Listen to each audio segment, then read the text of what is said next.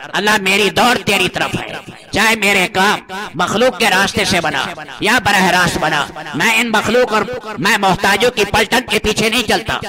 بسم اللہ الرحمن الرحیم۔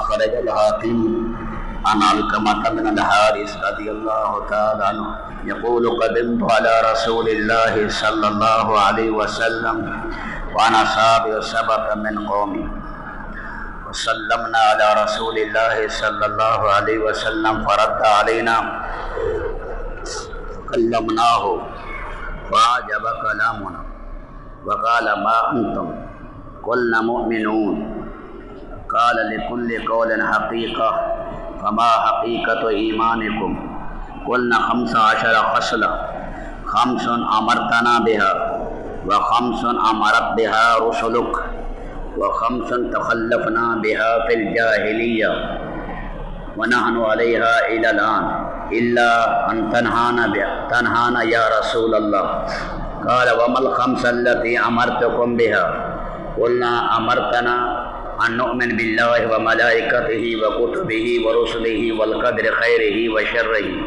قال وما ال5 التي امرتكم بها رسلي قلنا امرتنا رسلك ان نشهد ان لا اله الا الله وحده لا شريك له وانك عبده ورسوله وتقيم الصلاة المكتوبة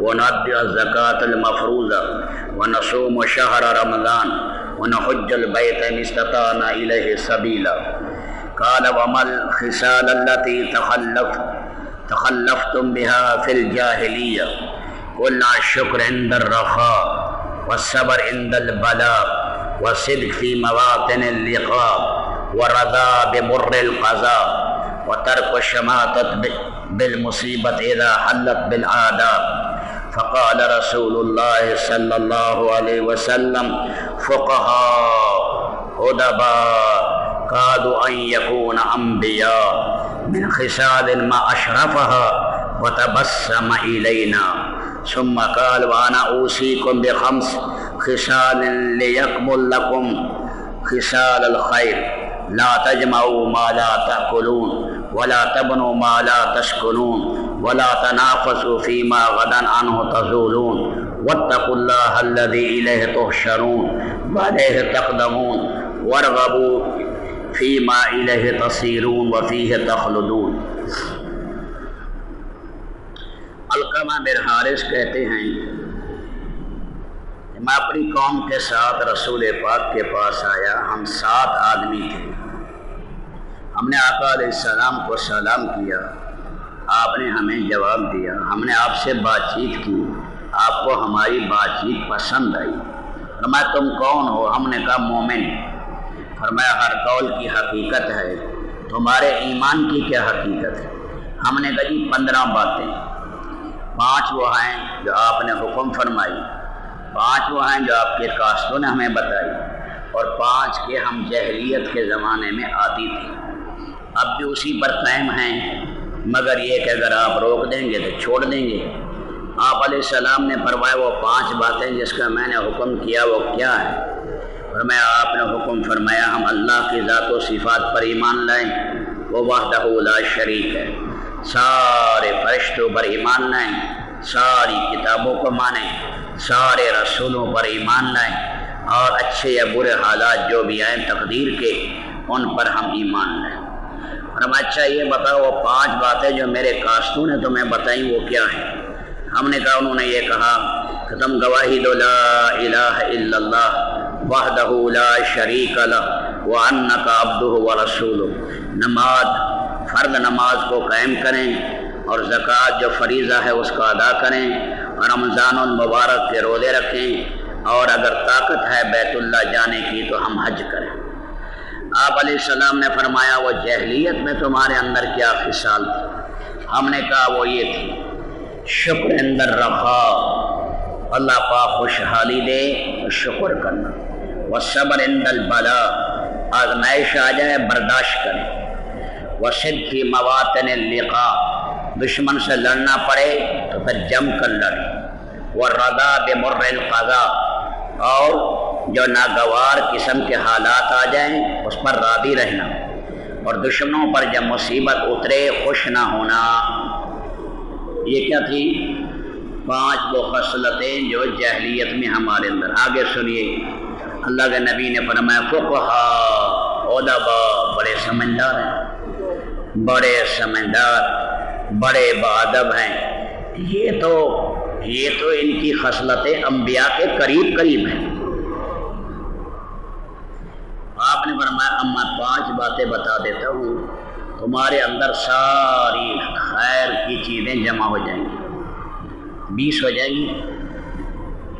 جس کو کھانا نہیں اس کو جمع نہ کرو، جن مکانوں میں کمروں میں رہنا نہیں وہ بناؤ نہیں، جس چیز کو کل چھوڑ کے جانا ہے اس میں مقابلے نہ کرو، ڈرو اس اللہ سے جس کی طرف تم نے جانا ہے، اور رغبت کرو اس چیز کی طرف جہاں تم نے لوٹ کر جانا ہے اور سدا رہنا ہے۔ دیکھو میرے پیارے بھائیوں، یہ اللہ کے نبی نے 20 خصلتیں بتائی۔ انسان اللہ کے ہاں صفات سے ہی قیمتی بنتا ہے۔ ذات تو اللہ نے ہماری بنا دی، کسی کو کالا، کسی کو گورا، کسی کو افریقہ میں، کسی کو ایشیا میں، کسی کو اللہ نے کیسا رنگ دیا، چوکھا دیا، کسی کو حبشی بنا دیا، کسی کے نقش و نگار کیسے بنائے، کسی کے کیسے بنائے۔ یہ تو اللہ نے ہم سب کے بنا دیے، اب ان کو آدمی بدل ہی نہیں سکتا۔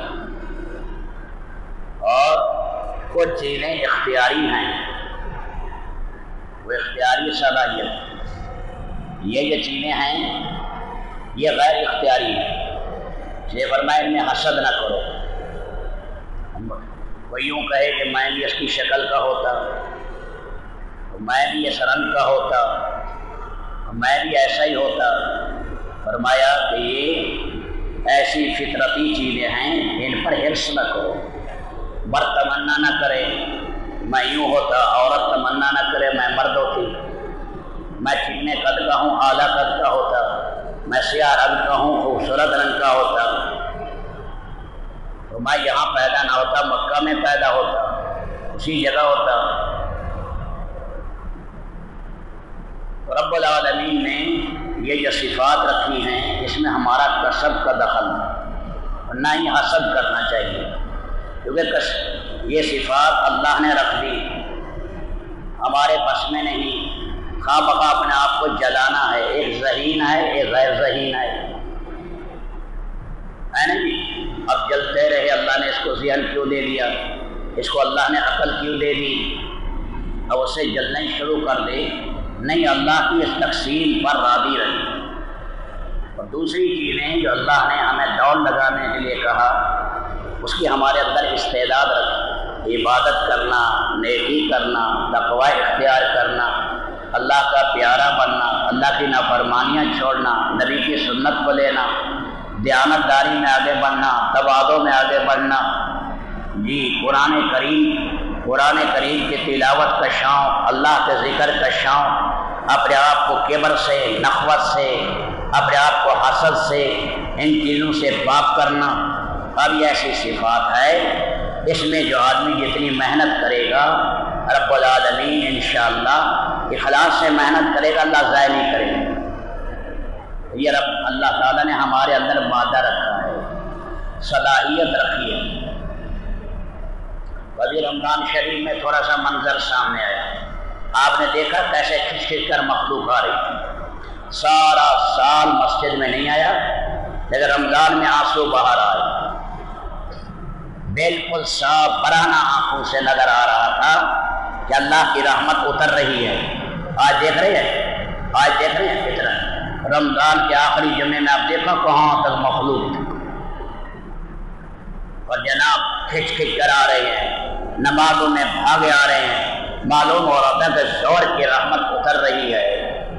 جی اب آگے ہمارا دشمن باہر میدان میں، اور اس کی یہ کوشش ہے، انہوں نے بڑی محنتیں کی ہیں، مجاہدے کیے ہیں، اب وہ اس طاق میں ہے کہ میں اس کو صاف کروں۔ سمجھدار تاجر کون ہے؟ جو پونجی لے گیا اور پھر اس پر نفع کمایا، اصل زر کی بھی حفاظت کرے اور نفع کی بھی حفاظت کرے. کلن یغدو فبائع نفسہ موبقھا اور موبقھا.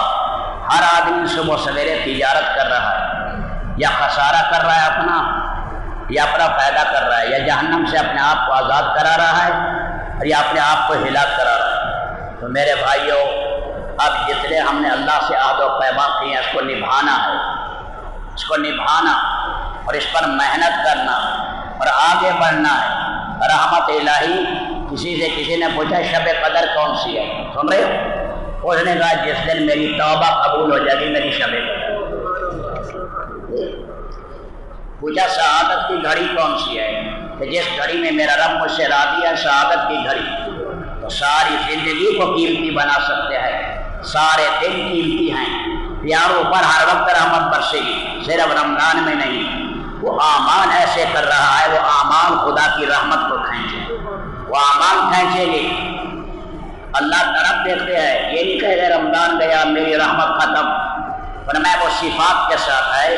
اس پر محنت کرو، اس پر کوشش کرو، اس پر چلو دن رات، وہ میرا پیارا بنے گا، میرا محبوب بنے گا. تو بھائی اس کے لیے نیت کریں. میں انشاءاللہ جتنے عہد و پیمان کیے ہیں اور جتنے مالے سے کہیں اے اللہ تیری توفیق رہی تو اس کو نبھائیں گے. تو اللہ کی مدد تو ضروری ہے، اور اس کے ساتھ بھی اپنے گھروں میں تعلیم کا اہتمام کریں.